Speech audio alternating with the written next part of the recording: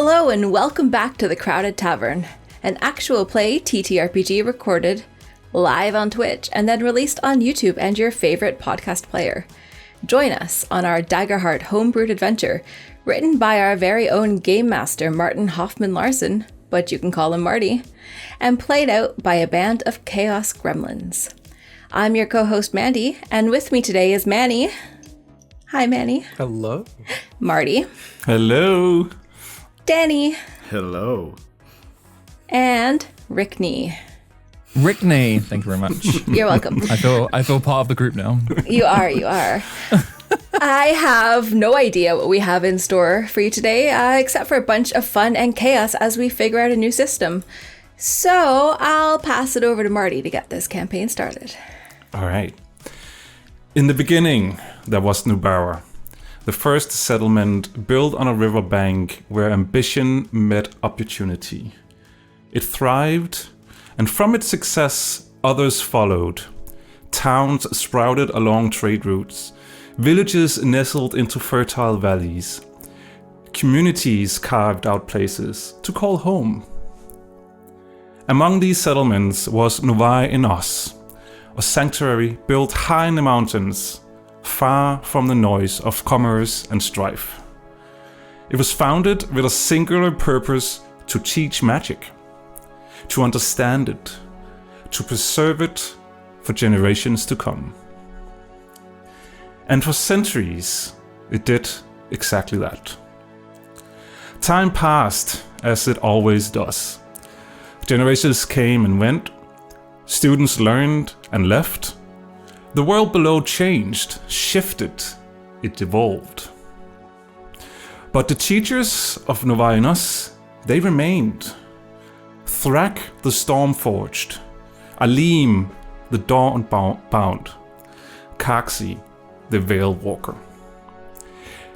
They did not age as others did.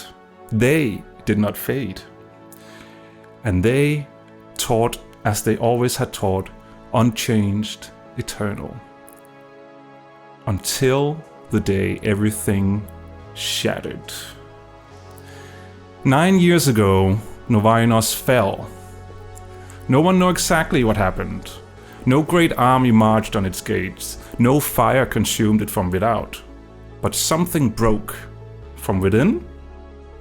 Something catastrophic. Something that tore through the sanctuary and left it in ruins. And in that same moment, the ley lines fractured. The invisible channels that had guided magic for millennia, stable, predictable, understood, suddenly shattered like glass. Magic became wild, unpredictable, dangerous. Some believed the two events were connected, that whatever happened at Novai'Enoss had broken the ley lines.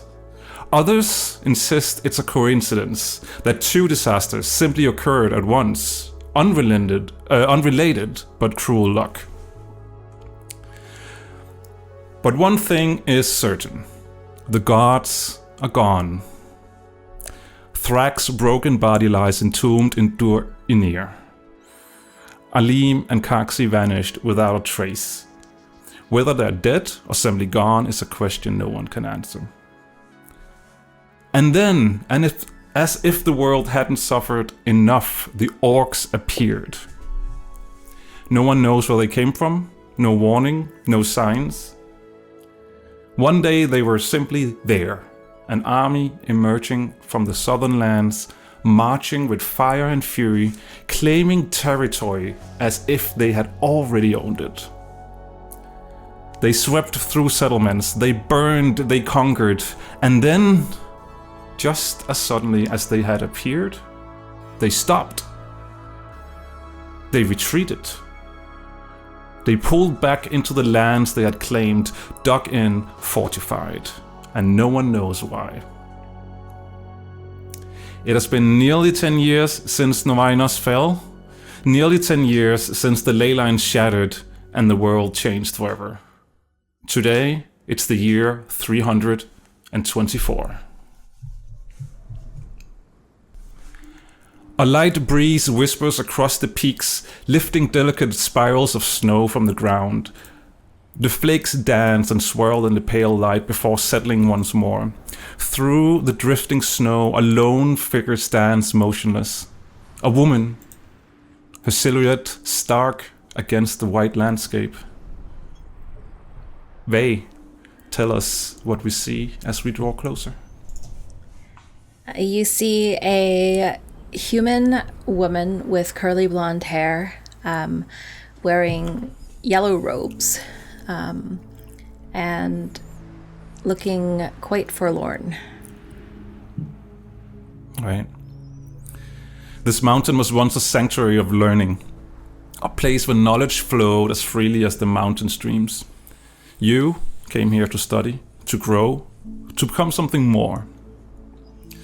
Until the call of home and its tangled politics pulled you from these halls just before everything fell apart. While you were away, the incident that shattered everything happened. The halls fell silent, the seekers of wisdom scattered like leaves in a storm. And in all the years since, you've never had the chance to discover what really happened here, why this place of enlightenment was abandoned, and why no one dares to return. But you do. You always do. Even while everything was in motion at home, you still found time to return to this spot. A spot that belongs to you alone. A grave, marked simply with a name. Sorrel. A goblin. Someone who meant more to you than words can properly hold. Anything you want to tell Sorrel? I crouch down in front of the grave and I reach into my pocket, and instead of words, I place 4 gumballs. Awesome. One bright pink, one dark green, one a really interesting shade of blue, and the other yellow, so that he knows I was there. And as you are kneeling down in front of the grave, you can almost see him walk through the ruins. Well, they weren't ruins when you were here. They were actual buildings, and you can almost see how it would look like if the buildings are still there and he's walking along them. But then, breaking the mountain silence, you hear something. Something else is here. You're not alone. And instinctively, you hide.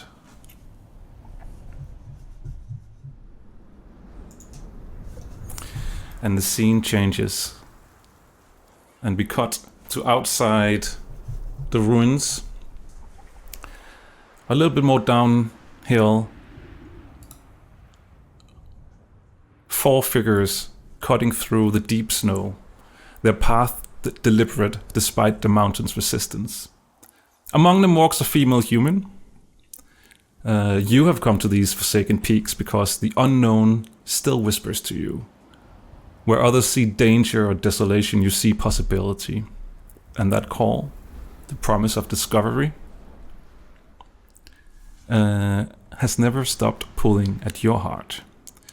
The mountain wind pulls at your cloak and snow crunches beneath your feet.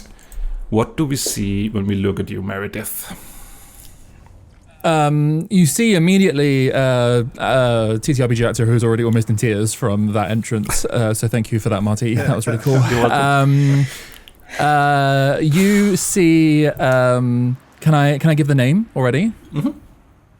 Awesome. You see Meredith. Meredith is a human in her late 20s.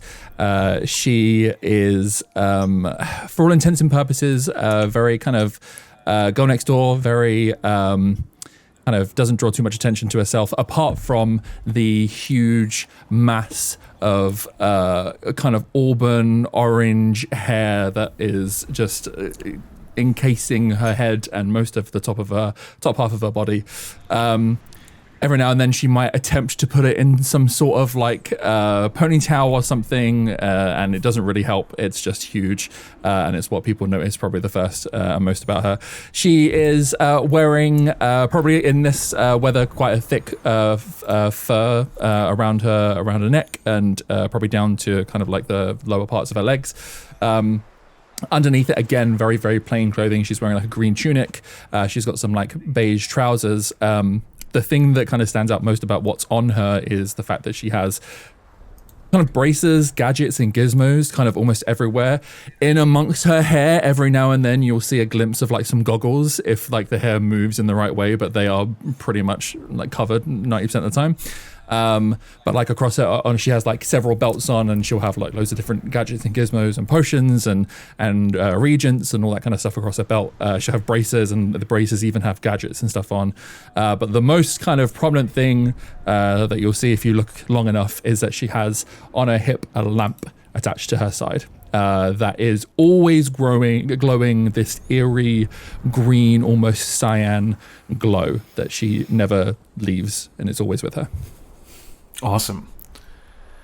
And there, ahead through the swirling white, the first broken stones emerge from the snow. The ruins of Novai'Enoss.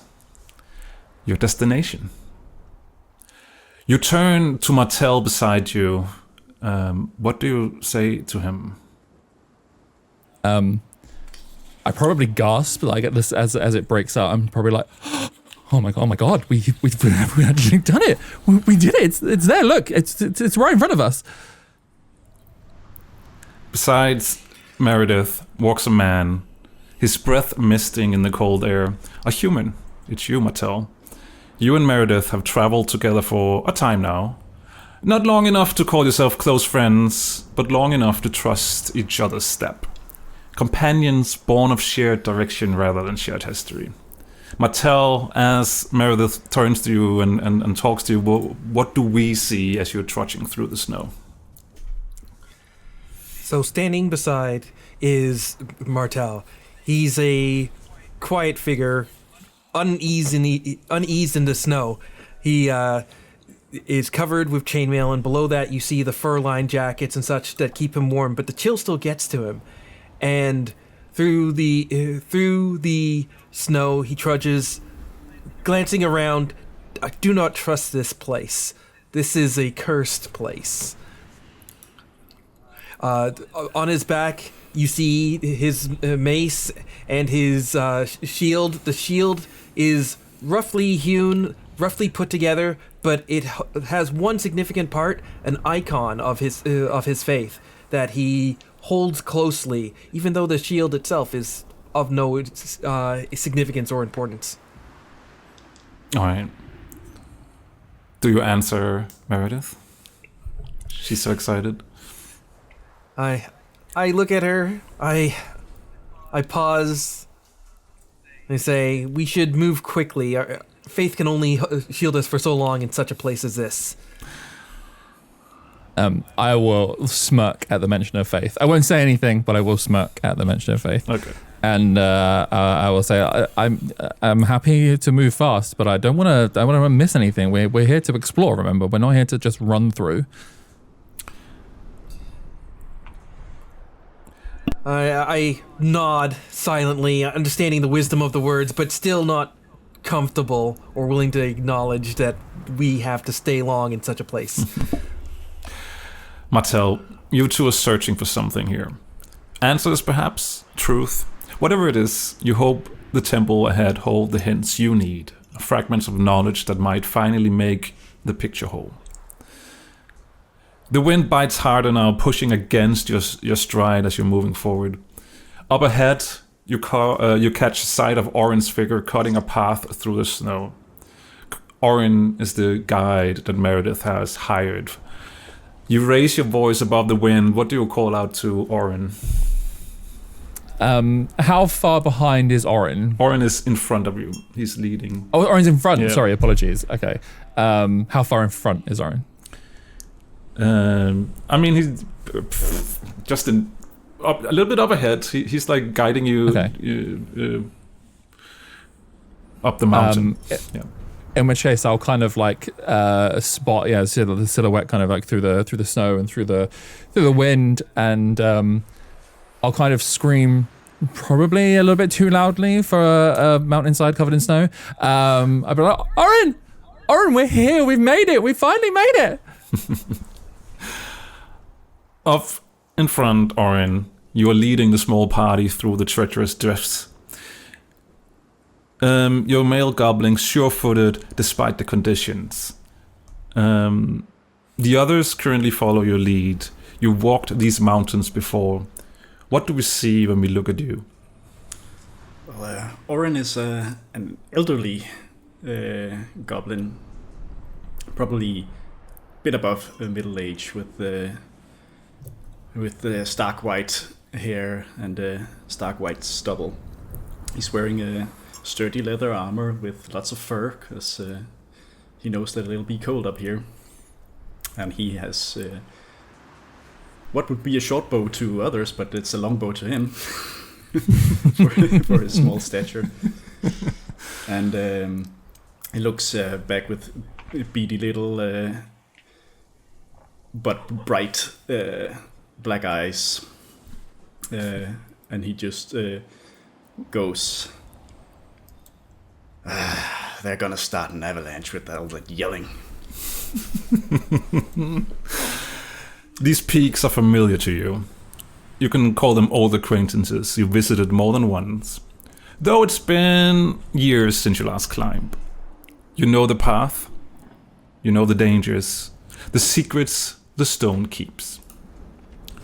But as the ruins of Novai'Enoss come into view, something tightens in your chest. It's not the ruins themselves that trouble you.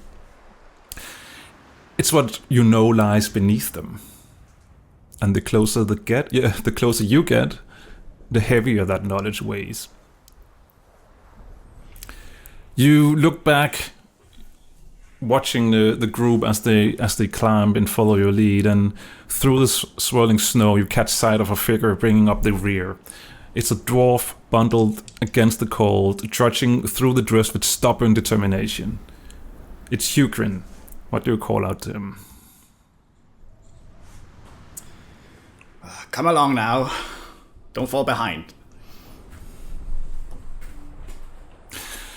You always know how to lift the dwarf's spirit, Orin, or Hugin calls back. Because at the back, he is trudging broad-shouldered, and he's grumbling with every step through the deep snow. Hugrin Ironfoot is hired protection. A veteran of, well, he's a veteran of needing coin, mostly. He adjusts the axe on his back and calls forward to the whole group. Remind me again, why did I agree to trigger up a frozen mountain for ancient promises and mysterious somethings? Next time someone hire me for a job in a warm ruin with a tavern nearby, please. I gave you your money, fair and square. You agreed to come. I don't know what the complaint is. Nah, you know by now that he likes to complain, but there's always a little grin in his voice when he does so. He's done this before. He'll grumble the whole way and still be the first one through the door when trouble comes. He stamps his boots, I cannot talk. He stamps his boots, shaking off snow, and squints at the ruins ahead. You are all standing there, looking at the ruins. You're so close. What do you want to do? A quick question. When you say we're looking at the ruins, are we at like the entrance of this, or has there been some sort of like explosion that means it's hard to tell like where we are? We just know that we've hit the ruins of this place. You can see, because the ruins the place usually had, when it was back in its day, it had a wall and a gate that leads into the compound, and currently you can just see, first of all, there's been no upkeep up here. There definitely looks like there has been some kind of explosions or something going on. So the walls are not complete. Some someone knocked over and is hidden in the snow. Others are still there. So it's a little bit of mixed bag of everything. Okay. In which case, I think for Meredith, she'll immediately go up to like the nearest kind of solidified structure that isn't just a pile of rubble. Essentially, that still looks like some element of a building. Okay. And try and like examine it a little bit and see if she can like figure out what part of the building this was. Obviously, like it looks like some sort of gate, but I'm just like trying to almost map this out in my head of like what this could be, and also just like looking around in the ground as well to see among the rubble if there's anything of interest. Okay. So you start looking around. I can imagine the others. Martel, correct me if I'm wrong, but I imagine that you're sort of like just falling around, looking at stuff yourself. Yeah, I don't really want to touch anything. To me, this is a gravesite. This is a tomb of people who delved into unnatural things. So I want to protect Meredith, so I stay close to Meredith, but I'm like keeping my guard up. I have one hand on my mace just in case. I'm scanning the surroundings for anything that moves that shouldn't be moving. All right. Let's have the first. What role would that be? I can look at this. Perceive. That's an instinct. So probably an instinct roll, right? First roll of the campaign. Instinct. For who? For Orin. Orin. He was the one who was looking. So That is 18 with fear. 18 with fear. All right. You see it as you're looking, as you're turning around and looking. You see. I already forgot his name. Hugrin. Wow. I've spent so much time on this and gone he was. You watch Hugrin standing, checking something with his backpack, and as the others are looking through the ruins, and then you see it behind him, movement, a flash of white. You're about to call out to him and warn him, but it's too late. Before you can react, a massive shape explodes from behind a snowdrift. A snow lion, enormous, nearly the size of a horse, bursts into view. Its mane billows like frost-caught fire, a magnificent crown of white and silver. Deep blue eyes lock onto your group. They're old, intelligent, and merciless, and it slams into the dwarf at the back. Hugin doesn't even have time to cry out. There's a sickening crunch. Blood sprays across the white snow. The snow lion shakes its head once violently, and the dwarf goes limp in its jaws. The beast drops the body, turns towards you, muscle red. Its eyes are cold, calculating. It's hungry. Everyone, describe how you react. That was fast. Since I've moved up into like the actual ruins almost themselves and amongst the rubble, I obviously hear the noise happening behind me, turn around, see it happen, and just like throw myself behind some rocks really quickly. I probably like land in the snow with a bit of a crunch and like shuffle myself, like I'm almost army crawling across the floor just to make sure that I'm like hidden behind. And then I'll pull my feet up and put my back against like the rubble, and instinctively hold my hair down as well, because I know that my hair can give me away in situations like this. So I'll be having my hair down and I'll be trying to like peek over this rock that I've thrown myself behind, just to try and like keep an eye on what's going on. All right, who do you give the spotlight to? I'll give the spotlight to Hugrin. He's dead. He's dead. Did Hugrin just die? Orange. That is a corpse. I want Marty to like fully describe what happens to the corpse now. No. Orange. Just goes over, he's just like. Hugrin is blood seeps into the snow and then passes the spotlight over to. Hugrin passes the spotlight back to. So. Orin just immediately goes, "God damn critters!" and shoots his bow at it. All right, shoot your bow. That's an attack roll, right? How is it that you do that? And I get to add agility to that, right? That is a crit. Oh, That's an 8 and an 8. Nice. Nice. all right. So that How does- means I get the maximum amount of damage, and And you roll on top of it as well. and I roll on top of it, and I get a hope as well.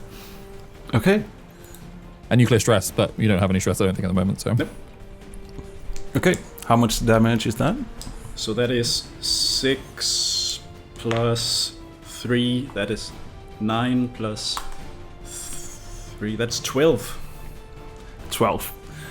That is enough to do major damage. So we will give it. That's 2 HP, right? And then I go, hey, over here, you big dumb pussycat. Yeah. Describe what it looks like when you do it. I just hit it in like the side of the neck, and then I like try and get its attention away from the party. You got its attention, all right. I will be spending a fear to grab the spotlight for the snow lion. As soon as that hits, that was a bit. That hurt it. So it jumps forward towards you, and as it jumps forward, it claws at you. It is so fast. It is all the way up in your head so quickly. This is not just just a regular snow lion. This is definitely an experienced hunter, probably a little bit of age, and it claws at you. I would like to use I see it coming and Yeah. add a d4 to my evasion. Sure. So that means I take a stress. What is your evasion then? It is 13. 13. It still hits. Nah. So it will roll some damage. I just need to press there. You take 13 damage. Yeah. Ouch. I would like. Oh, that's just. So that's major. That's major damage. But my major is 14. Oh, sorry, it's minor. Oh, wait, how is it again? So minor. Yeah, No. above 7 and Oh, it's yeah, major. above 7. Above 14 and Alright. it's severe. I'm yeah. gonna use So an armor slot to make it minor instead. Yeah. So mark an armor slot, mark an HP. There we go. All right. quick question, sorry. How close is Orin to me? Orin, where are you? I would be up ahead, so I don't know. Close? I mean, I think because the others walked up to the ruins, I think you would have probably stayed. You would not have gone into the ruins yet without them. So, so you're probably standing out. If they're like investigating the gate and the wall, you're probably standing in front of it and just keeping watch while Hugin was a little bit behind. Okay. Would we say that is still close range though? Not definitely not very close, but is it still close? Yeah, I would say close range. Okay, cool. I can react to that then, if that's okay, with my hex. Yeah. Which is when a creature causes you or an ally within close range to mark any number of hit points, you can mark a stress to hex them. Action and damage rolls against a hex creature gain a bonus equal to your tier. I'm not entirely sure what tier means in this context. You are level 1, so you're tier 1. Right, okay, cool, awesome. So I've marked a hex, stress on my character, so now everything gets a bonus +1 against hitting it. You can remove it by spending fear equal to my spellcasting trait, so that's 1 still, or until I hex another creature. Okay. So how that looks is I see that like everything happening beyond me. If anyone's looking, obviously for the audience, but if anyone else happens to be looking my way, you will see I pull out like a wand that isn't like new. Everyone's seen me use it before, and I kind of use the lamp that's next to me to almost, it's like dipping it in paint almost. And as I kind of like scoop out some of the kind of the essence of it, I then use that to cast a spell using the wand. I kind of like flick it over the bit of rubble that I'm still trying to stay hidden behind. And as it kind of flies across the battlefield, it will hit the line and like erupt into like a cloud of smoke almost, and probably make it look a little bit dazed. Okay. Who do you spotlight? I didn't roll. I feel like that's a cheeky spotlight from me. I will spotlight it over to Manny. Okay. I see the slash and I say, Pipsqueak, don't let it pick you off. Get over here. I start rushing towards it, pulling out my mace that was at hand and fumbling to grab my shield. I take a swing at this fur ball, Dude. trying to at least back it away from my friend. Do it. Pipsqueak. All right. Damn teenagers. Alright, so mace, we will roll on that. Just a regular roll. 15. Alright, 15 with hope. You gain a hope, but it's not enough to hit it. So you try to swing at it as you're running up to it, but it is too fast. So you barely just graze it, and It's technically 16 because of my hex. Does that count? Does that help in any way? Still miss. Okay, cool. But thank you for reminding me. And with that, I'll spend a fear and I'll grab the spotlight because a new opponent came onto the battlefield, and the snow lion turns and tries to claw at you as you move in, and that's a 4. So I don't think that hits. So are you just using your shield to try and block and get out of the way that way? Yeah, I'll like hold the shield up and sort of deflect against the swipe. Yeah, that's all good. I'll use its relentless feature so it can do another attack in my same go, and it will also try and dash at you, Orin. Because you two are up close. It took severe damage from me before, so it actually has to mark a stress because of my ruthless. It didn't take severe. It took major. Oh, Major. Yeah. But it is apparently also a little bit off balance since there are 2 opponents now, because that's a 6. I don't think that claw hits you either, so you managed to dodge out of the way. So the spotlight is back to you players. Probably Orin, you're up close. alright. I will use Ranger's Focus to spend a hope and make an attack against the target. On success, deal your attacks a normal damage. Make the focus. When I deal damage to them, they must mark a stress. Okay. And when I fail an attack against them, I can re-roll once and spend it. So I'm gonna try and attack it. Okay, good. That is 12. No, that is only 13. So I'm gonna re-roll it and spend my focus. Okay. That is better. That is 18 with the hex, I think. 18 with the hex, that hits. So it takes 9 damage. 9, that is just enough to make it major.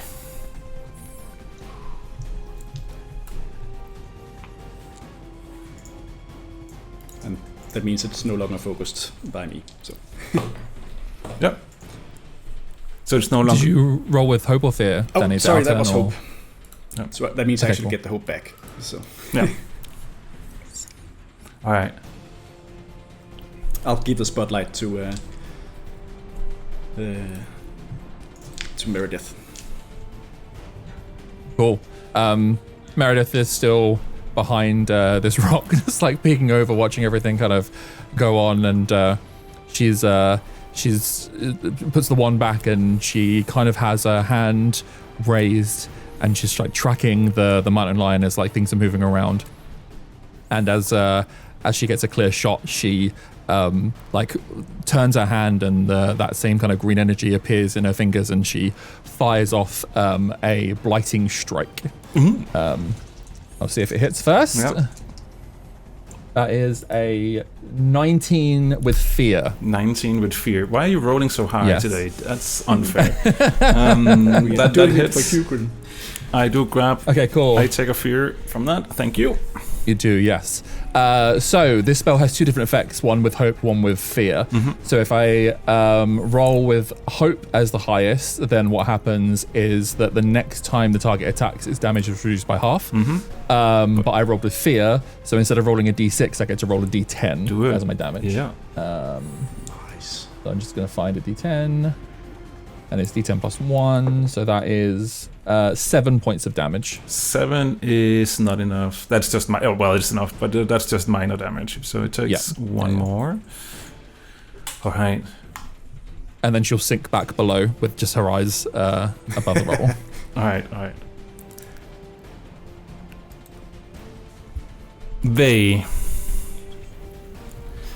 You have an advantage. You are at a vantage point where you are hiding among the broken pillars of Novai'Enoss. From your vantage, you can see them a little bit further down.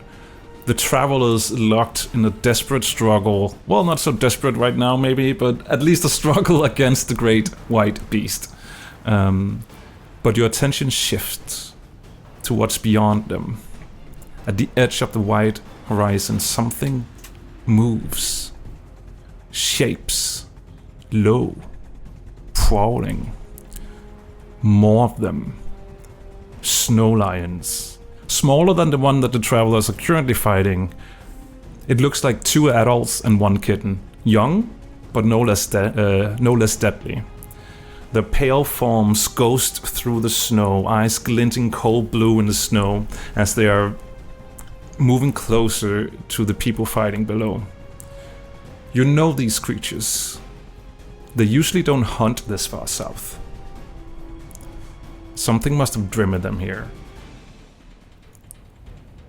Your runes on your hands, they light up. You know snow lions can be spooked. Loud noises, sudden movement, flashes of light.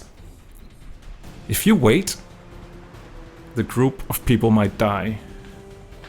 If you act, you reveal yourself. What do you do?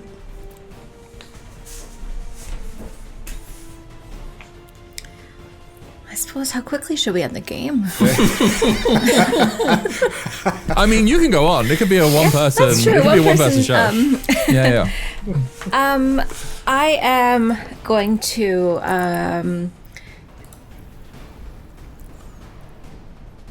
shoot some runes at the snowy peaks kind of nearby the snow lions, to try to make some noise, make some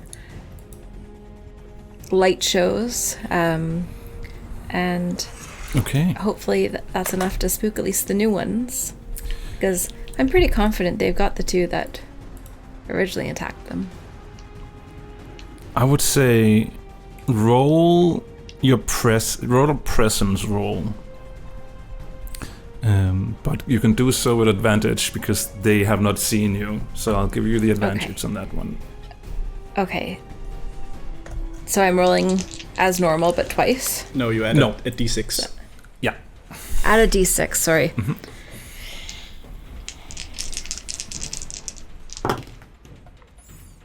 Okay, that's a 16 with fear. 16 with fear, okay.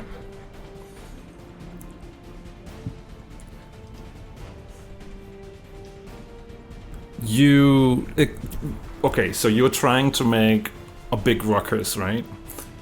Tell us how that looks like, first of all.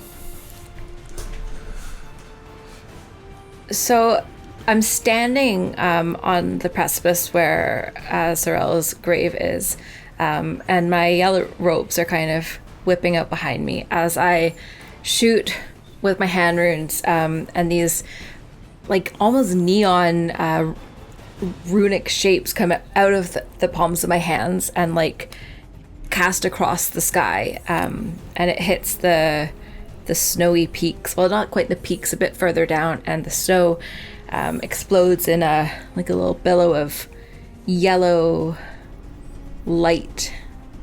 Light. Other noise? There is a noise. It sounds like a lightning, like the sound that lightning strikes a tree. Oh. You roll with fear, right? I did. Okay.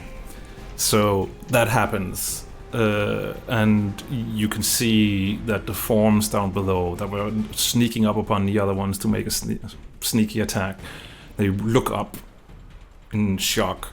And I reckon that you guys as well are also noticing all, this noise and this lights going off above you. And as all that happens, Orin, you notice that, oh shit, there's more there, but they're now focused on the other things and they're starting to run away. They are scared now. The big one as well, as it sees that its mates are running away, it too is also turning and running and trying to get out of there. But the noise, Orin, you know this, you know these peaks, the noise is what is the issue here, and you already now can start to see some of the snow starts gliding down from some of the mountainside. Quick question. Mm-hmm. Since I'm literally watching everything more than participating right now, Yeah. Can I do an instinct roll to see if I can see where that came from? Sure. I rolled a 15 with hope. With hope. Okay. As all this is happening, you immediately spot up on the edge where a figure in a red flowing coat is standing, and so you spot them. Yellow. Mm-hmm. It was Yellow. Yeah. Okay, cool. Awesome. But you also, and Orin, you notice that the snow is starting to glide down towards. Is it starting an avalanche? You are not sure. It could be an avalanche. Maybe you're lucky, and it's just some snow that is starting to fall down. Either way, is there any place nearby that I can tell would be safe to stand in? Probably on the opposite side of the wall would be a good place to stand. All right, I yell out, "Get to the other side of the wall now!"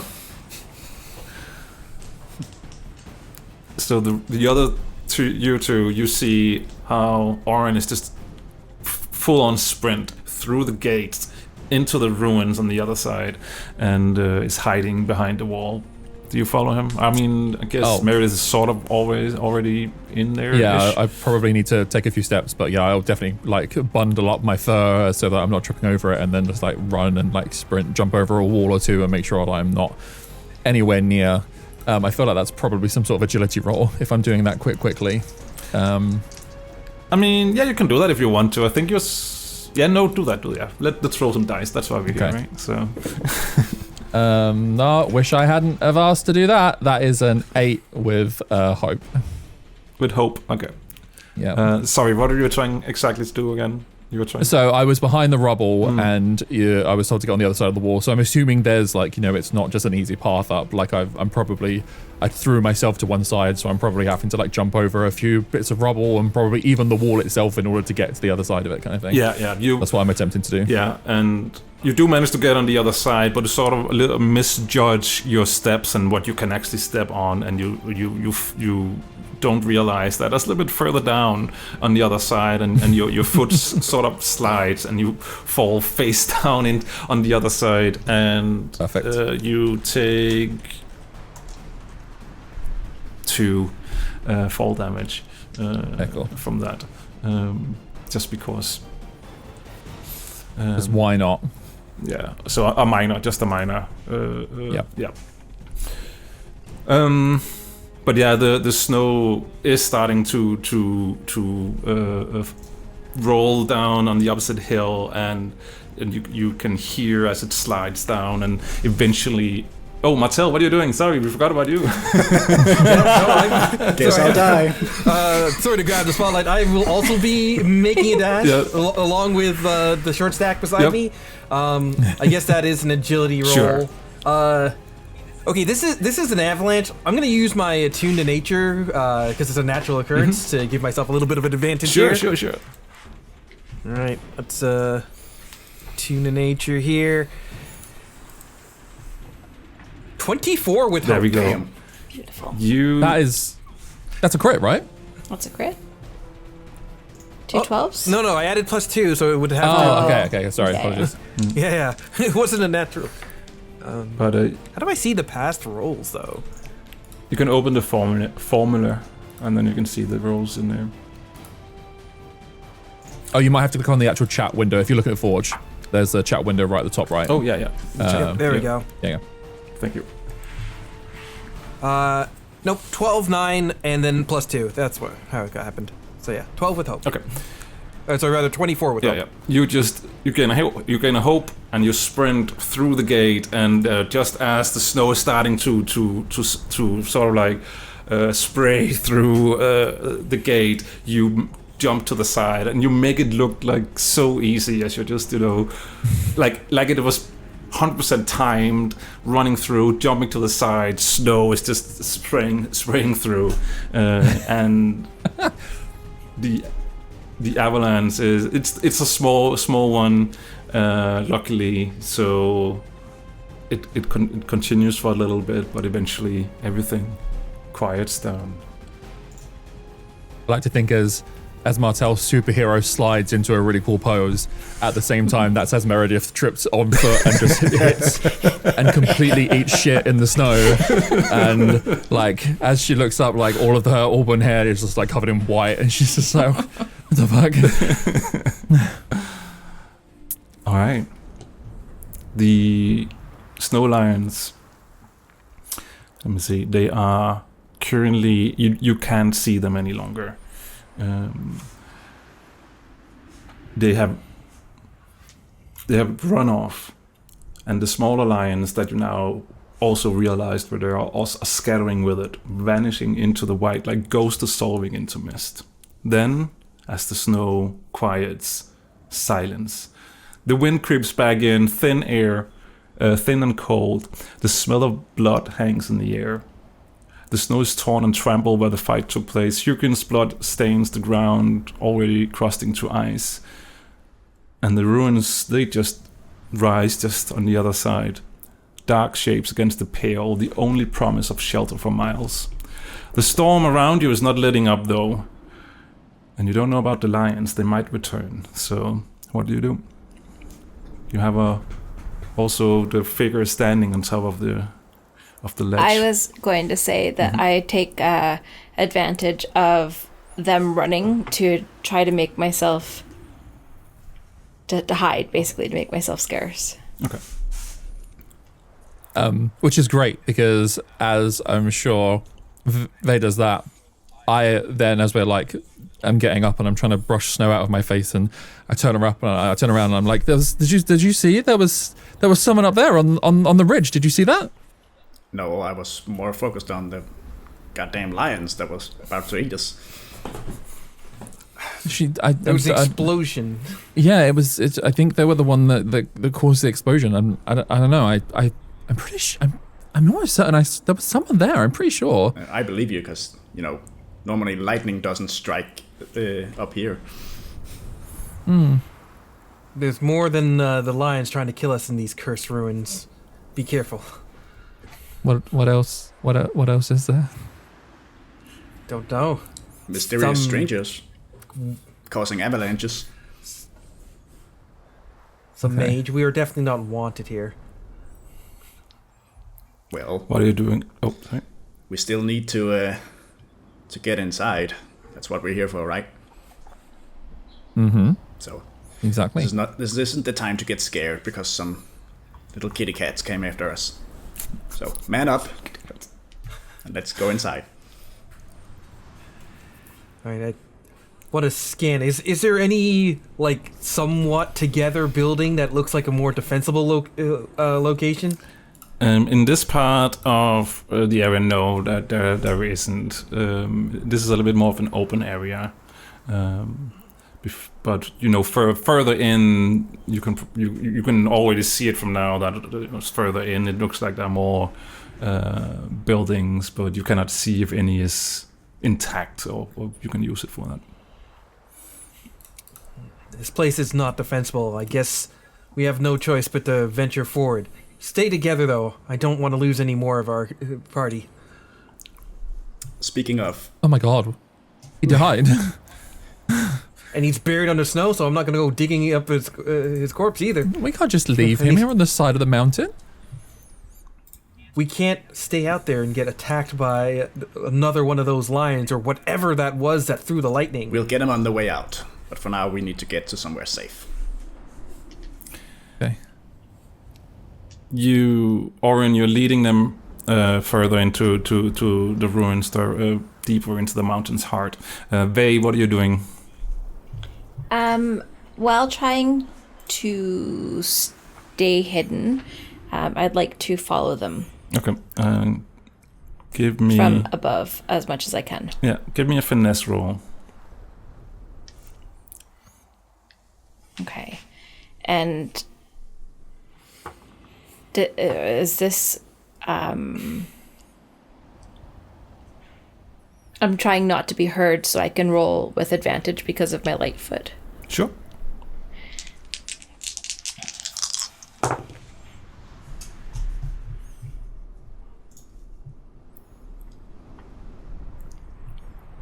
In 15 with hope. 15 with hope. Okay. So far, I think you are fine.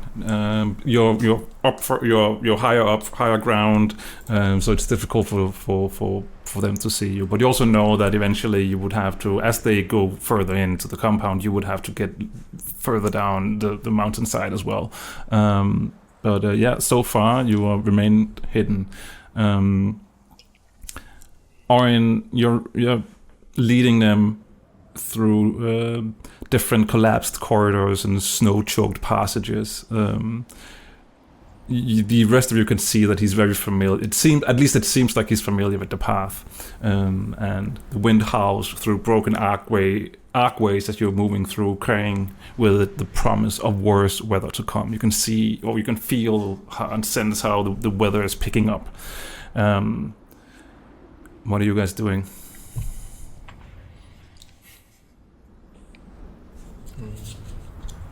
Well, I'll let the scout lead. I'm gonna bring up the rear just in case we have anything, and I'm just scanning the ruins. All of this looks foreign and unnatural to me, so I'm little on edge. Okay. But I'm following the lead of the others. Yeah, I am similarly on edge. However, also the fact that we're in this kind of historic ruin is beating out my anxiety a little bit as well.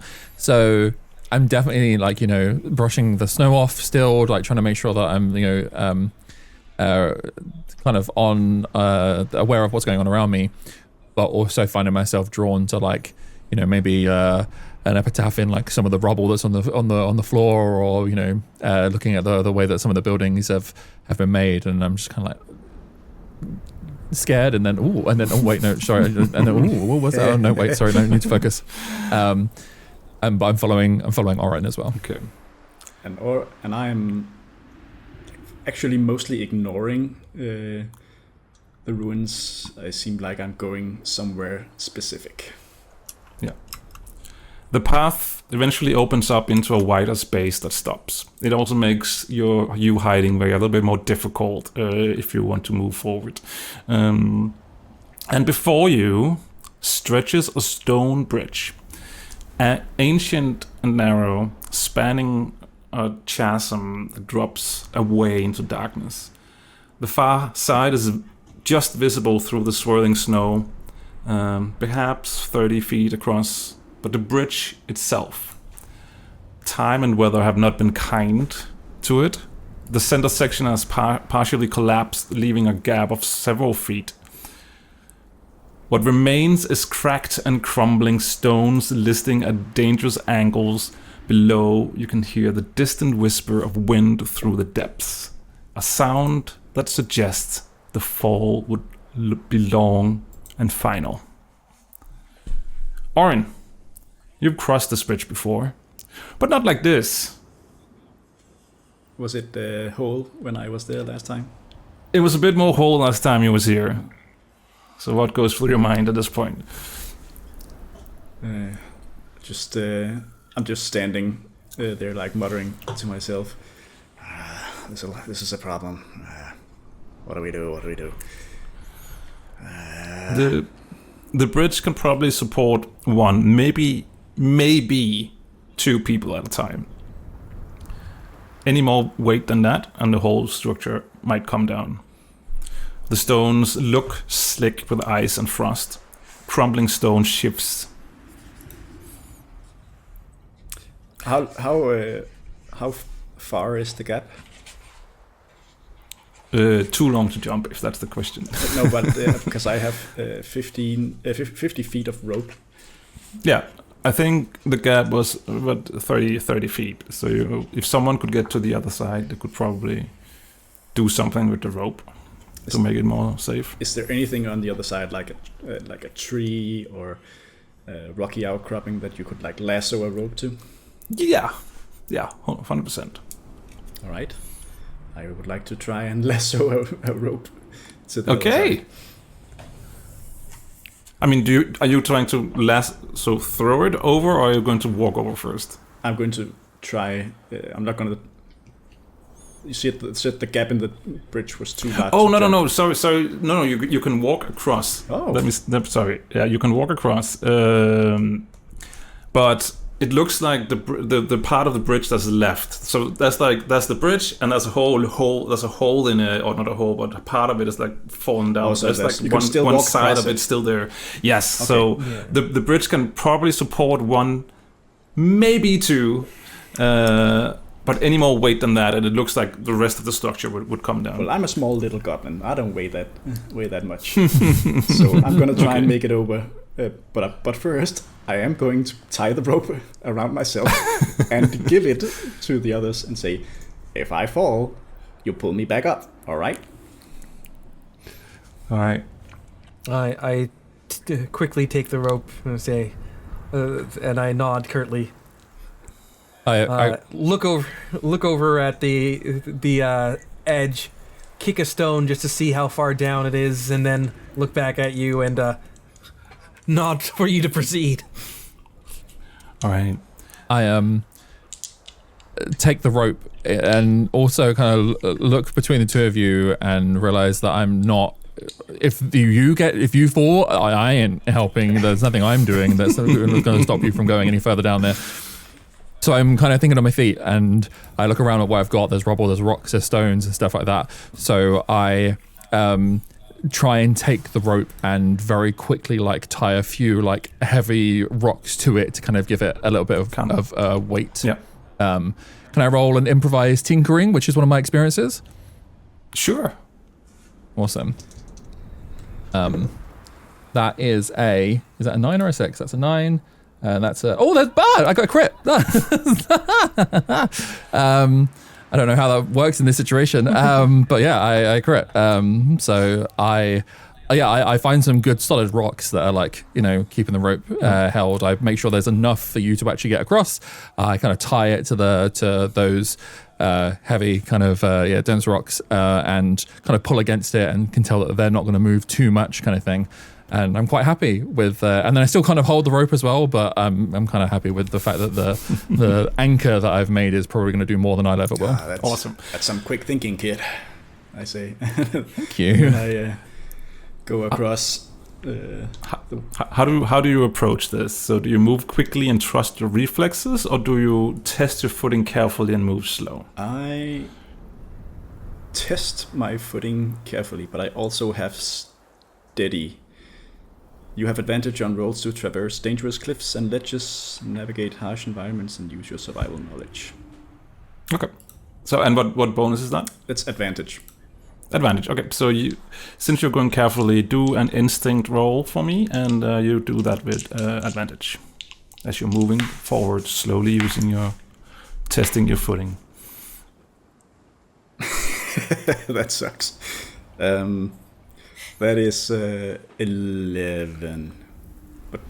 But can I use Mountain Guide to give myself a +2 with that? Sure. All right. So that makes it 13 with fear. 13 with fear. Okay. You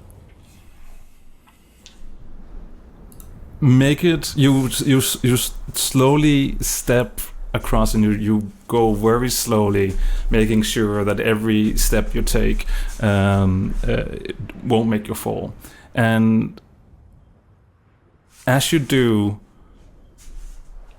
stones that you're stepping on, some of them all of a sudden just falls away. Some part of the bridge starts falling down, but you, because you're going slow and you roll a 13, you get back on your balance.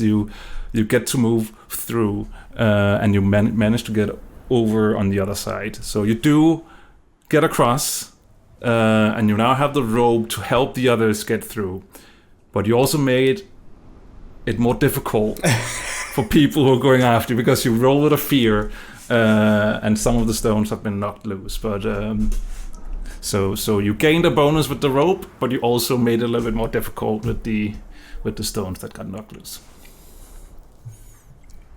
All right, so I tie the rope down on the other side to make it something solid. Okay.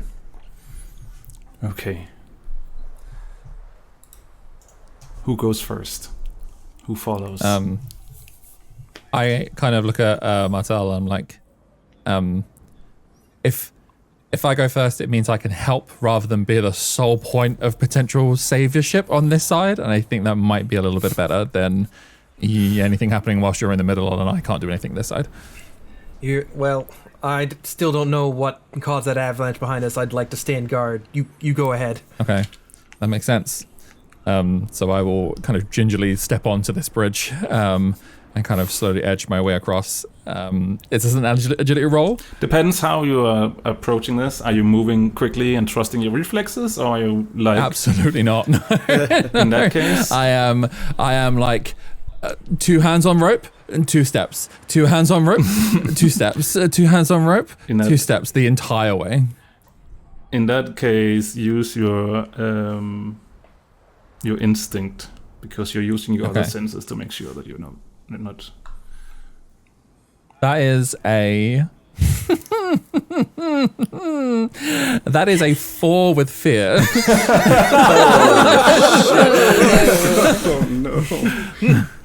So you, at first it goes really well, but the bridge also wider here. But as soon as you get to that bit where where some stones fell from the bridge, you lose your footing. You slip on one of the stones and you tumble over the side. You have the rope, luckily, that you cling onto as you are falling a little bit down, but your own invention probably saved you as well. The small tinkering that you did. So you're now dangling rope around you, swinging a little bit over the edge of the side. You need to get back on the bridge, but you cannot quite reach it. And this is the perfect spot to end this part of session 1, and we take a small break. Oh my god. God damn it, Marty.